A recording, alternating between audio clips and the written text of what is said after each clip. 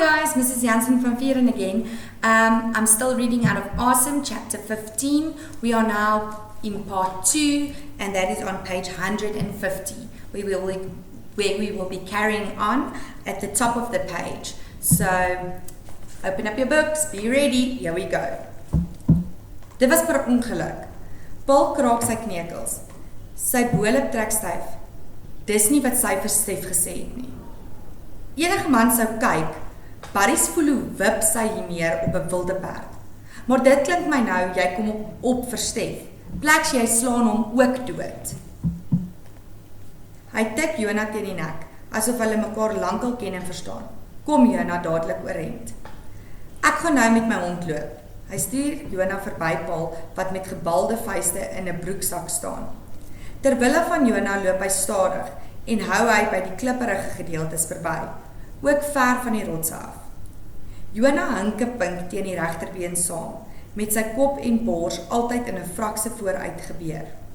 Plek druk Barry's van 'n uitstaan rots of doringbossie weg. Op 'n planterige rots waar Jonah met gemak kan opklim, gaan hulle sit om oor die see uit te kyk. So now, remember, Paul asked Barry's why he didn't tell them that he saw Olga naked on the rocks, and Barry says, it was by accident that I saw her, and Paul says, that's not what she told Steph. And he's like, any man would look at a naked woman standing there, I mean, seriously, why would I not look? And then Barry's can see that Paul is quite angry and that he's got fists. So he says, you know what? Why didn't you rather beat him to death than to stand and talk to me about this? He says, I'm going to walk my dog now. And he touches, what's the name? Jonah, as if they've been knowing each other and as if Jonah knows exactly what he's trying to say. Touches Jonah and Jonah stands up and walks with him to the outside. They take a stroll next to the beach, and at a point they climb up on a little bit of a hill and they are sitting and looking over the ocean.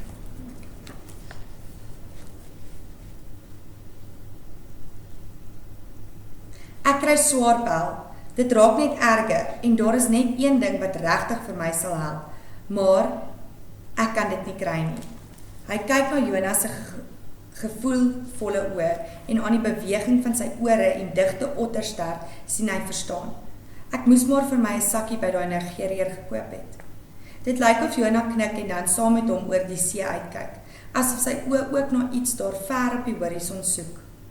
Al wat hulle sien is 'n skool dolfyne wat deur die water klief, chokkabote, meeuwe wat sweef en duik en nuuskierig naby hulle rotse kom sit en kruis. Die hoeke van Jonah se oë raak nat. Huil jy? Hy vryf Jonah se nek. Nee, dis seker net die soutseelig, nee. So he's sitting with Jonah and he's talking to Jonah as if Jonah is a person and as if they are best friends. And he says to him, you know what, I'm getting really, it's tough, this is tough.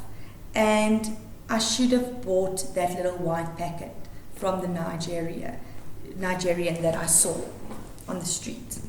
And then Jonah just sits next to him and they look out over the ocean. They can see boats, they can see seals. And then he looks at Jonah and it seems like Jonah's getting a tear from his eye. He says, are you crying? No, it can't be, you're not crying. It must be the fresh air, the sea salt, that must be the reason for you crying. Hy vermy Paul vir die res van die dag. Bad vroeg en onttrek hom in sy kamer. Jonah krul ook by hom op sy vloerkussing. 'n Windstils aand volg. Hy laat die olielamp op 'n dun skreefie brand en rol rond en grawe met sy vingers in die matras tot sy bedde goed nat gesweet is. Uiteindelik raak hy tog aan die slaap, maar nie verlang nie. 'n Warm, nat bek druk hom teen die arm wakker. Jonah staan voor die bed en kyk vraend na hom. Hy draai die olielamp se pit hoor en sien die onrus in Jonah se oë. Wil jy by my op die bed slaap? Hy swaai sy bene van die bed af om Jonah op te help, maar dan sien hy die vars braaksel op die vloer. Hy hou die olielamp nader. Bloed. Nou sien hy eers hoe bloederig nat Jonas se bek is. Jonas sak wankelrig op sy boude. Dan gly sy voorpote en beland met 'n dowwe slag op sy maag. Barry vlieg uit die bed. Paul, kom help! Jonas se nek is slap en voorpote trap asof hy swem. Barry storm in die gang af. Paul lê met klere en al dwars oor die bed en slaap. So Barry's tossing and turning in his bed. He can't fall asleep. He's sweating. It's as if he's got some withdrawn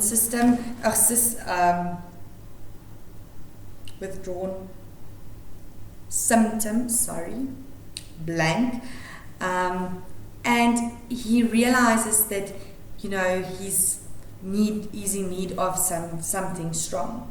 Then as he just falls asleep, and then something wakes him up, and it's Jonah. Jonah's pushing against him, and he looks at Jonah, and he sees blood, and it's blood everywhere, and Jonah's mouth is full of blood, and he's sliding in the blood, and then he realizes that Jonah's weak, and he calls for help, and he calls Paul, and as he runs into Paul's room, Paul is sleeping with all his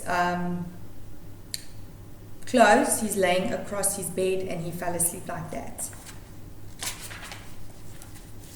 'n brandewynwalm hang in die kamer. Paul! Hy skud hom hard aan die skouers, maar hy skud aan 'n dooie gewig. Paul se arm hang slap teen die bed af. By sy hand op die vloerplank lê 'n leë halfjack. Hy hardloop terug na sy kamer waar Jonah nog bewegingloos lê. Die bloedkol op die vloer het groter geword. Nee, Jonah! Hy gryp sy Gibson en slaan die growwe klipmuur. Na die derde hou breek die gitaar middeldeur sodat die twee stukke woes aan die snare spat. Paul! Hy hou nie op met slaan nie en hy hou nie op met roep nie, maar niemand kom nie. So now, Barry's ran to Paul. Paul is sleeping. As he enters the room, he can smell the brandy in the room. He can smell that air of alcohol. He tries to wake Paul up, but Paul is not waking up, obviously drunk, passed out. And as he's trying to wake Paul up, he runs back to Jonah, and Jonah has no response. Jonah's not responding to anything, and he takes his Gibson guitar and he smashes the guitar all over the place, and he's yelling, Paul, Paul, and he's smashing the guitar, but no one's waking up and no one's helping him. Okay, that was chapter 15, guys. Please answer the questions on chapter 15, and I hope you do understand this chapter better now. Remember to make a summary of this chapter. It will help you. I really do hope you enjoyed this lesson with me. Bye. Till next time.